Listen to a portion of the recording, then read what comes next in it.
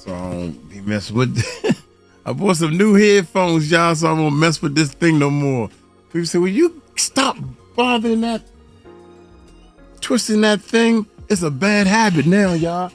Wait a minute, y'all. Wait a minute. Things, dim the lights a little bit so we can set the mood for Morgan Freeman. And, you know, I know Uncle Mike crazy, man. Wait a minute. Hey, I always wear a hat, right? But this hat don't match nothing I got on. And I got this gray t-shirt. You know, I thought it was white. I got dressed in the dark. Wait a minute, man. Wait, it get worse than that. Oh man. But I'm thinking about how I'm gonna start this whole video of Morgan Freeman is the man. But I want to tell y'all, please exercise, man. Walk up the street, go up and down the steps twice. I got a lady that was saying, she said, I started, every time I go upstairs, walk back down and walk back up because it was so hard for me to get up the steps. And she kept doing that. Now she walking and walking. Now she's jogging on the treadmill. And she feel a lot better. And I'm feeling it too. Man, I was real sluggish. I walk around the block. I went swimming. I started going swimming. Man, I can only do like 2 laps. Then I did 3 laps. Now I'm doing 4 laps. So I did two sets of 4 laps. And I feel so great, y'all. So help people in this world. Help people in the world and exercise. Move the body, man. You got to, man. The more you don't exercise, the faster you're gonna be in that ground. So, I mean, it's your choice. Man, I can't do this and I can't. And all these people, and I'm not talking about nobody, man. Because I got a little bit of a stomach going on too. Them big old fat stomachs sitting in front of you, man, you got to get rid of them. That's because you're doing more eating and more laying around than exercise. You got to exercise the body, man, or it's going to fail you. Anyway, look at Morgan Freeman. Perfect example. Look at, man, what is up, YouTube? How y'all doing? Yeah. I feel so good. First of all, thank y'all, man. We just hit 460,000 subscribers. Oh my God. Thank y'all so much, man. From the bottom of my heart. I never thought I'd be saying this. Yesterday was a new world record on the channel, man. As far as views and watch time, our watch time has skyrocketed, and I thank y'all. I thank y'all so much. Because of you all, we are helping people. I'm not gonna let y'all down. That's why I'm exercising. I want to make sure my brain is clear. I want to make sure when we go places, I don't get tired trying to walk up the hill and playing with the kids. I want to be able to play with the kids, you know. So anyway, man, Morgan Freeman confronts a rude talk show host. God, his response leaves the audience speechless. Yeah, you don't want to mess with Morgan Freeman, man. He's too factual. Him, Denzel Washington, everybody else will kind of sugarcoat this stuff, but these two people, man, that I know of, it's probably more out there. They would chop you down. They be like, look here, I ain't got nobody to answer. The people that you work for, though, is not the people I work for. Because, you know, sometimes they in the same clique and they want to see what's going to happen. You know what I'm saying? It's like, well, he ain't going to say too much. He ain't going to pull back too much because he need this paycheck. You know, that's how they do. You know, they sit there and try to downgrade a person because we all in the same clique and you need to stay focused for your clique. That type of stuff, man. But anyway, y'all hit that subscribe button. Hit that bell. Man, I love the echo, man. Make me feel better. Let's check this bad boy. Yeah. When Hollywood icon Morgan Freeman steps onto a live talk show, he expects a thoughtful and respectful discussion. Facts. But the host takes a different approach, firing off intrusive and inappropriate questions. Rather than losing his composure, Freeman responds in a way that leaves the entire audience in awe. His calm yet commanding words shift the atmosphere entirely, rendering everyone speechless. This unforgettable moment is yet another reason why Morgan Freeman remains one of the most revered figures in Hollywood. The air in the studio was thick with anticipation. Every seat was taken. Millions of viewers tuned in from their homes, eager to hear the wisdom of Morgan Freeman, the man whose voice had narrated the essence of life itself. At 86, he was as sharp, poised, and respected as ever. He walked onto the stage slowly, his deep, familiar voice greeting the audience. The crowd erupted in applause, some even wiping away tears. But as he settled into his chair, something felt off. The host, Vanessa Clark, was known for her bold, often ruthless approach. Morgan had done countless interviews, but tonight would be unlike any other. She leaned forward, a smirk playing on her lips. "So, Morgan," she began, her voice smooth yet cutting, "at your age, do you ever wake up wondering if today might be your last?" The room fell into silence. Smiles vanished. Morgan didn't flinch. He simply folded his hands in his lap and met her gaze. A storm was brewing, and Vanessa had no clue what she had just set in motion. A murmur rippled through the audience. Some exchanged uneasy glances. Others shifted in their seats. Vanessa let out a chuckle, as if her words were harmless. Morgan Freeman remained motionless. His eyes, deep, wise, and knowing, rested on her. But Vanessa wasn't finished. "You've played God," she pressed, tilting her head. "But let's be real. You're just a man, a very old man. What's it like knowing your time is almost up?" Gasps echoed through the studio. An elderly woman in the front row placed a hand over her heart. Morgan exhaled quietly, shaking his head. He had spent decades in Hollywood. He had witnessed arrogance, cruelty, and blatant disrespect. But this was something else. Vanessa was reveling in it. The camera zoomed in on Morgan's face. His expression was impossible to read. But inside he was thinking, remembering. This wasn't just about him anymore. It was about every elderly person watching. Every individual who had been overlooked, dismissed, made to feel like they no longer mattered. And so when he finally spoke, the world listened. Morgan leaned in, his hands clasped together. "Miss Clark," he said, his voice calm but cutting, "have you ever sat beside someone as they took their final breath?" The question sent a chill through the room. Vanessa blinked. She hadn't seen that coming. "Well, she faltered. But Morgan didn't let her finish. "I have," he said quietly, "many times." The room fell into a heavy silence. His voice carried the weight of countless memories. "I have held the hands of dear friends as they spoke their last word," he continued. "I have watched remarkable men and women take their final breaths. And do you know what they regret the most?" Vanessa swallowed hard.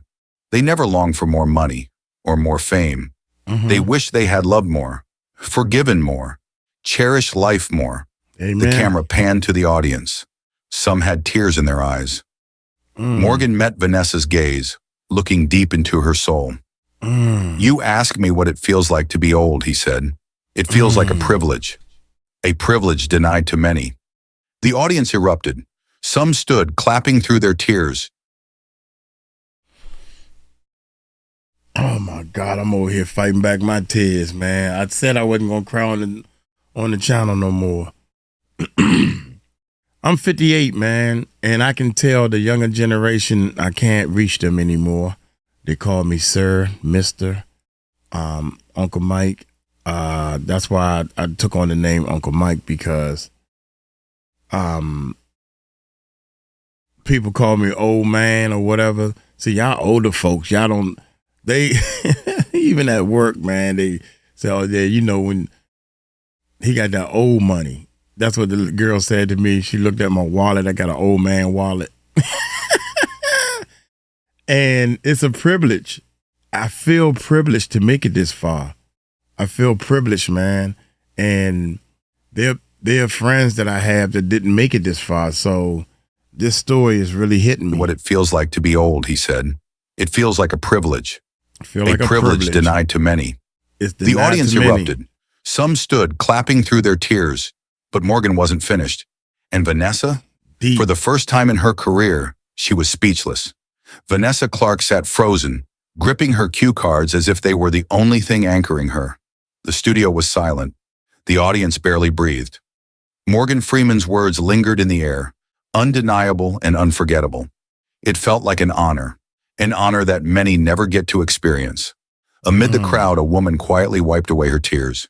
Nearby, an elderly man, likely in his 70s, clenched his fists, lost in a memory of someone he once loved. Vanessa let out a laugh, but it trembled as it left her lips. "Well, Morgan, you sure know how to spin a tale. But let's be honest," she hesitated, then pressed on. "People your age, Hollywood tends to forget about them, doesn't it?" A collective gasp spread through the audience. Morgan exhaled slowly and leaned back in his chair. He rubbed his fingers together, a familiar gesture when he was deep in thought. His gaze settled on Vanessa, not with anger, not with offense, but with something softer. Pity. Then he spoke. "My dear, let me tell you a story." The audience leaned forward. Morgan Freeman was about to speak, and when Morgan Freeman speaks, you listen. "There was once a young man," he began, his voice rich with emotion. "He was full of dreams, full of life. He believed the world would always have a place for him. But time has a way of humbling us." The room fell silent. One day that young man grew old, and he realized that the same world that once applauded him had moved on. They no longer saw him. They no longer listened. A woman in the crowd covered her mouth, her eyes brimming with tears. But one night, Morgan continued, he sat by his window and watched a storm roll in, and that's when it hit him. Vanessa swallowed, her confidence wavering. He realized that even when the sky turns dark, even when the world seems to have forgotten the sun is still there, still burning, still shining, even behind the clouds. A quiet sniffle broke the silence, then another. Morgan's eyes softened as he looked at Vanessa. "So, my dear," he said gently, "irrelevance is a label the world gives to those who have lived long enough to gain wisdom. But wisdom never fades." Vanessa's lips parted slightly as if searching for words, but for the first time in her career, she had none. The camera swept across the audience. An elderly man pulled out a handkerchief and wiped his face. A young woman sat beside her grandmother, gripping her hand firmly. People weren't just watching, they were feeling. Vanessa shifted in her seat, clearing her throat. "That was quite the speech, Morgan." Morgan offered a small smile. "That wasn't a speech, Vanessa. It was the truth." A deep breath. Then Vanessa smirked. "Let's change the subject, shall we?" She glanced at her cue card. "Your childhood," she said. "Your mother was a cleaner. Your father left when you were just a boy. Tell me, Morgan, do you ever resent having to fight so much harder than most?" The audience tensed. It was a harsh question, but Morgan just smiled because he knew what was coming next. And when he finally spoke, the world would remember it forever. Vanessa's words lingered in the air like a blade. "Your father left when you were a boy. Do you ever resent that?" The room went still. Morgan Freeman remained motionless, his eyes deep, reflective. 86 years of wisdom rested in his silence. Vanessa smirked, certain she had finally backed him into a corner. But Morgan, he just smiled. Then, in that legendary voice, he spoke. "Yes, my father left, and my mother worked as a cleaner. But do I resent it? No, Vanessa, I thank them." The audience leaned in. Morgan's voice was calm, yet filled with undeniable strength. "My father taught me something important. He showed me exactly the kind of man I didn't want to become. And my mother?" He paused, emotion glistening in his eyes. "She taught me how to survive." A quiet sob broke the silence from somewhere in the audience. Vanessa blinked. This was not the response she had expected. Morgan leaned in, locking eyes with her. "You see, Vanessa, pain is a teacher, and it taught me well." The room was hushed, because once again, Morgan Freeman had transformed pain into wisdom. A faint sniffle echoed, then another. Vanessa shifted uncomfortably. The energy in the room had changed. Morgan Freeman, a man who had endured pain, faced loss, and defied the impossible, sat across from her. not as a victim, but as a conqueror. You asked if I regret my past, he said softly. The truth is, I carry it with me every single day, but never as a burden. He paused, his deep voice resonating through the room. I carry it as a reminder that I'm still here. In the front row, an elderly man lowered his head, his shoulders trembling. A woman whispered, "My God, that was beautiful." Morgan sighed, his fingers drumming lightly on the armrest. The problem with the world today, Vanessa, is that too many people look at their past and feel bitterness. But when I look at mine, I feel gratitude. The audience erupted in applause. Some openly wept. Vanessa bit her lip, realizing she was losing control of the interview. She hadn't expected this. She certainly wasn't prepared for what Morgan was about to say next. Vanessa exhaled sharply. She was slipping. Her plan had been to make Morgan Freeman uncomfortable, to break him down. Instead, she was the one feeling unsteady. She straightened her shoulders, trying to regain composure. "Morgan," she said, forcing confidence into her voice, "don't you ever feel afraid? I mean, you're 86 years old. You've had an incredible career, but time doesn't stop for anyone." A harsh question. Right. Morgan just smiled. Then he leaned in, and what he said next shook the world. "Vanessa," he murmured, "do you know the difference between fear and faith?" The audience fell silent. Vanessa blinked. "What?" Morgan's voice was warm, steady. "Fear," he said, "is believing in the worst that could happen. Faith is believing in the best." A tear slid down a woman's cheek. Something was happening. Morgan continued. "Every morning I wake up and I choose faith." Vanessa swallowed hard. The power of his words was undeniable. And for the first time in her career, she had nothing left to say. For the first time ever, Vanessa Clark was speechless. Morgan Freeman had just spoken a truth so profound, it pierced the soul. Fear is believing in the worst that could happen. Faith is believing in the best. The audience was shaken. Some covered their mouths, struggling to hold back emotions. Others wept openly. Vanessa glanced around, clearly unsettled. She had expected to control the conversation. She had planned to put him on the defensive. But instead, he had shifted the entire interview into something far greater than himself. The camera focused on an elderly woman in the front row. Tears streamed down her face. Morgan noticed her. He offered a warm smile. "You understand, don't you?" he asked gently. The woman nodded, her hands trembling as she whispered, "Yes." Morgan turned back to Vanessa. "You see, Vanessa, wisdom isn't about age. It's about perspective. And the moment you stop fearing the end and start embracing life, that's when you truly start living." Facts. The room erupted. Facts. Applause mixed with tears. And Vanessa, for the first time, she feared what would come next. She shifted in her seat. She was losing control, and she knew it. Her producers were watching from the control room, likely wondering why she hadn't cut him off yet. But she had no choice. This moment belonged to Morgan Freeman. Desperate to regain control, she forced a laugh. "All right, Morgan," she said. "Enough wisdom. Let's talk legacy. What do you think people will remember about you when you're gone?" The room fell silent once more. It was a cold, direct question. But Morgan? He simply chuckled. "Ah, Vanessa," he said, shaking his head. "You're asking the wrong question." Vanessa frowned. "What do you mean?" Morgan leaned in slightly, lowering his voice to a near whisper. "This isn't about what people will remember about me when I'm gone," he said. "The real question is, what will they remember about you?" Vanessa froze. The audience gasped in unison. This was no longer just an interview. This was a reckoning. And for the first time in her life, Vanessa Clark felt small. She locked eyes with him.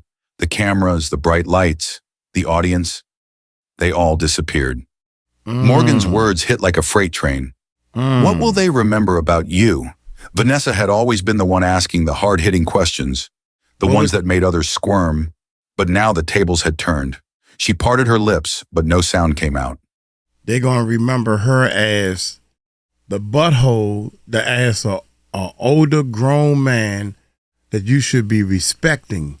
You asking this person all these questions about How does it feel? You old. How does it feel knowing you about to die? Don't nobody want to hear that. I don't care what age you is. I'm going to go country on y'all. Don't care what age you is. Some people live to 90, 110. 109, I think, was the record. I don't know. But my point is this. It's going to come for everybody. And when she get older and realize what she been saying to him, come on, man, that's stupid. Let's live for today and now.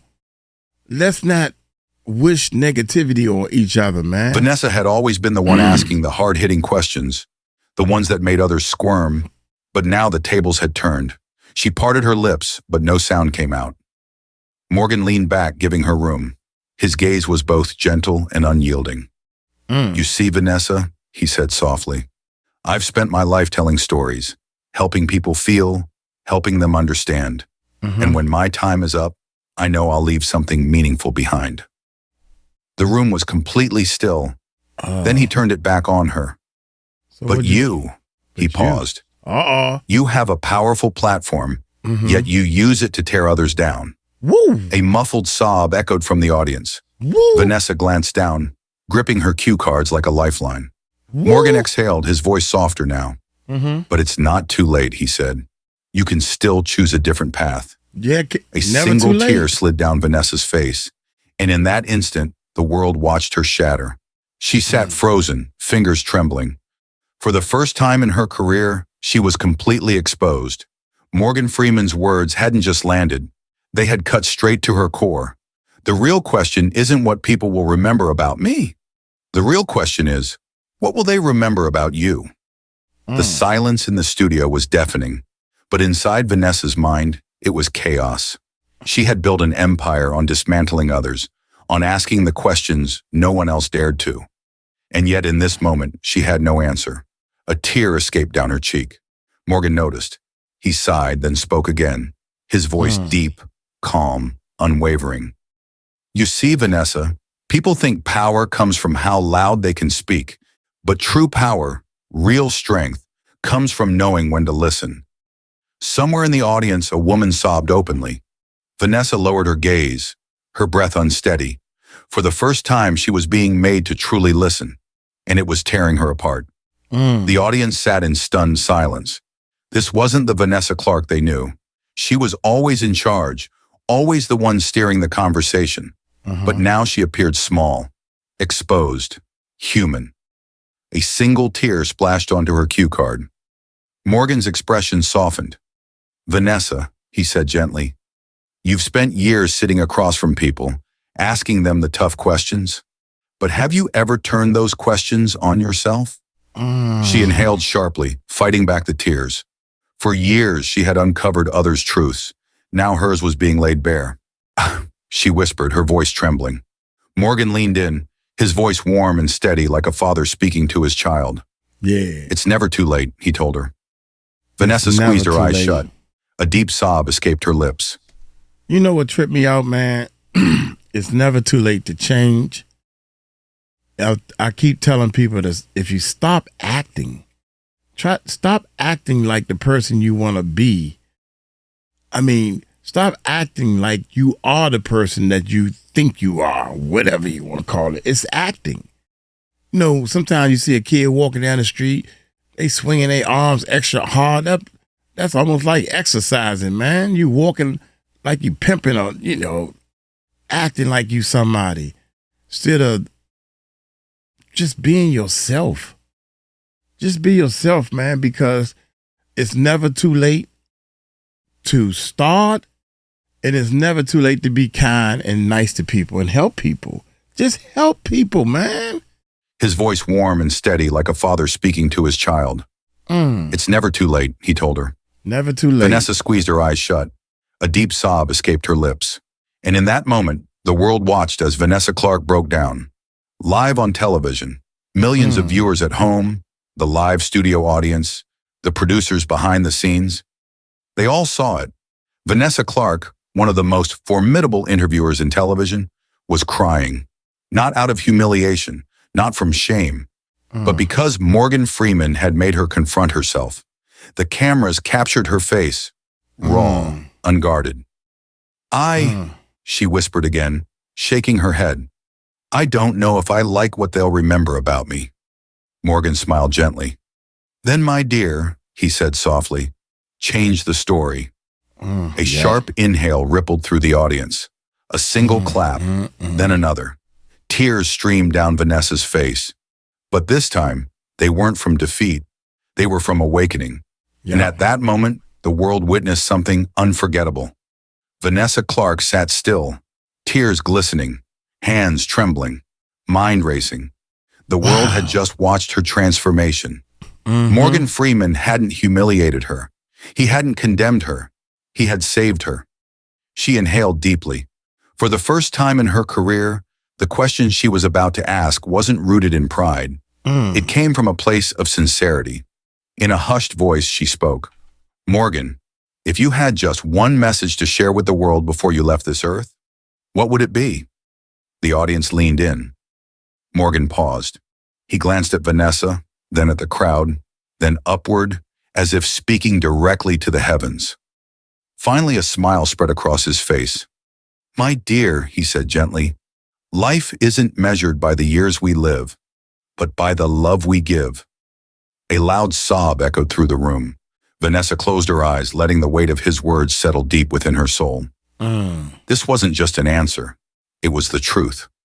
For a moment, the studio stood still. Then, one clap, then another, then another. Suddenly, the entire room erupted in applause. Tears streamed down faces. Strangers embraced. Some simply stood, pressing their hands over their hearts. Even the camera crew discreetly wiped their eyes. Overcome with emotion, Vanessa placed a hand on her chest. Morgan, you've just changed my life. Morgan chuckled, his voice rich and warm. No, my dear, he said. You changed it yourself. The applause swelled. The energy in the room shifted. This was no longer just a talk show. It was a moment in history, one no one would ever forget. The entire audience slowly rose to their feet, their claps unwavering. Morgan gave Vanessa a small nod, an unspoken understanding passing between them. Then he turned back to the crowd. My friends, he said, his voice thick with emotion. I have lived many years. I have known pain. I have known loss. But I have also witnessed something far stronger than all of that. He scanned the tear-streaked faces before him. I have seen love. A wave of emotion rippled through the room. Morgan smiled. So if you take anything from tonight, let it be this. Go home. Call someone you love. Forgive someone you've held resentment toward. Tell the people who matter that they matter. A woman in the front row broke down in sobs. Vanessa pressed a hand to her mouth, fighting back her own tears. Morgan glanced back at her one last time. You asked me what my legacy would be, he murmured. This. And with that, he stepped off the stage, leaving behind a world forever changed. If this story moved you, hit the like button to share its powerful message. Drop a comment below. What part of Morgan's words resonated with you the most? Make sure to subscribe so you never miss another story that speaks to your soul. And always remember, life isn't measured by the years we live, but by the love we give.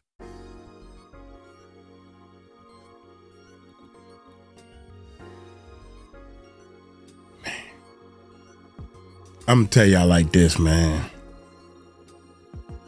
If we was all to just try our best just a little bit, 1%, I'm talking 1%, to be more positive toward other people, to try to help more people, to try to be more kind, be more forgiving. Don't be quick to judge that somebody is trying to jump on you. Don't care if people talk about you. His word. They talked about Jesus, man. They talk about Morgan Freeman. Hell, I know they talking about Uncle Mike. He crazy. Uncle Mike crazy. I talk about his stupid tail. We human, man. Live life to the fullest.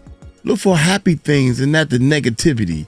So many people in this world, man, you know, the other day, so-and-so was doing this, and I told, man, they crazy. I don't want to talk about that. Let's talk about helping people. Let's talk about how we can move forward. Can we do that? That's why I started the Patreon, man. So many people, thank y'all so much. So many people are joining the Patreon. We're putting stuff up there for the free people.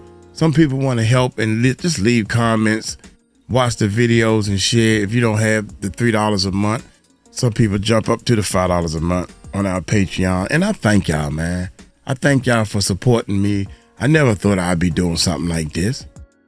You know, it was thrown to me. It was thrown in my lap. You know why it was thrown in my lap? Me getting on the microphone and talking to y'all? Because everybody else was getting on the microphone, but they wasn't telling y'all anything. Like, what in the world? I, me, watch me. And you ain't that good looking. Watch you do what? Oh, my gracious, man. We got to wake up, people. We got to wake up, man. And Morgan, you almost had me crying on here. Talking about some, what would they, when I leave this earth, Morgan, what would they remember you by? So Morgan asked me, well, what would they remember you by? Well, I'm hoping that they remember me by a person that tried to help others. That's it, man. Hey, that's it. That's all I can do, man. Is try to help others. What else is there to do? What else is there to do? Buy all the cars and buy all this and fly around the world? Look at me, y'all. Look at me. Nope. I prefer to help others, man. Help people that are in some serious need of help. I'm gonna get on up out of here, man. Hey, y'all take it light, take it slow. Tell them Uncle Mike told you so. Peace out.